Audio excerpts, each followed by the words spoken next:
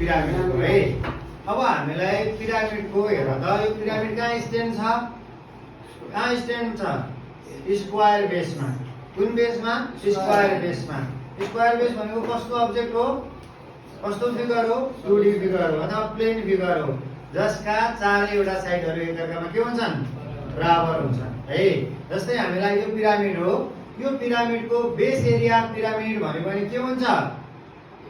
ए square हुन्छ। किन ए square हुने हो? किनभने यो पिरामिडको बेस नै के हो त? स्क्वायर बेस हो अथवा स्क्वायर अब्जेक्ट हो अथवा स्क्वायर फिगर हो कि हैन, जसको एरिया के हुन्छ? ए स्क्वायर हुन्छ। ए स्क्वायर भनेको लेन्थ अफ साइडको स्क्वायर है। लेन्थ कति छ? ए छ, त्यसैले ए स्क्वायर हुन्छ। अब हामीलाई लेटरल सर्फेस एरिया भनेको नि के थाहा पाउने? लेटरल सर्फेस एरिया भनेको यसको वरिपरिको पिरामिडको त्यो छ नि, त्यो पिरामिडको वरिपरिको भागको एरिया हो। जो वरिपरिको भाग के मिलेर बनेको छ?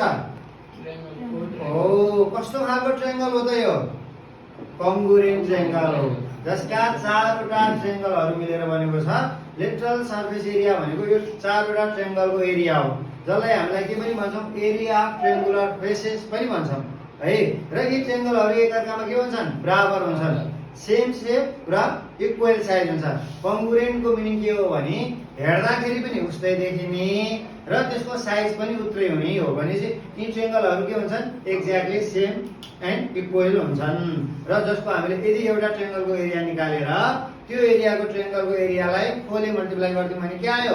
त्यसको वरिपरिको भागको एरिया आयो कि आएन? आयो, जसलाई हामीले लेटरल सर्फेस एरिया भनेर भन्छौँ है।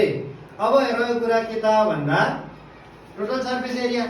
अब यो सोलिड अब्जेक्टको टोटल सर्फेस एरिया भनेको कुनको एरिया जोड्नु पर्ने हो? LSA, lateral surface area plus के गर्ने हो त? Base area. जहाँ एलएसए छ चारवटा ट्रायंगलको एरिया प्लस बेस एरिया। यो फर्मुला हामी पछि डिराइभ गर्छौँ नै, अहिले हामीले सिक्ने कुरा यति नै हो।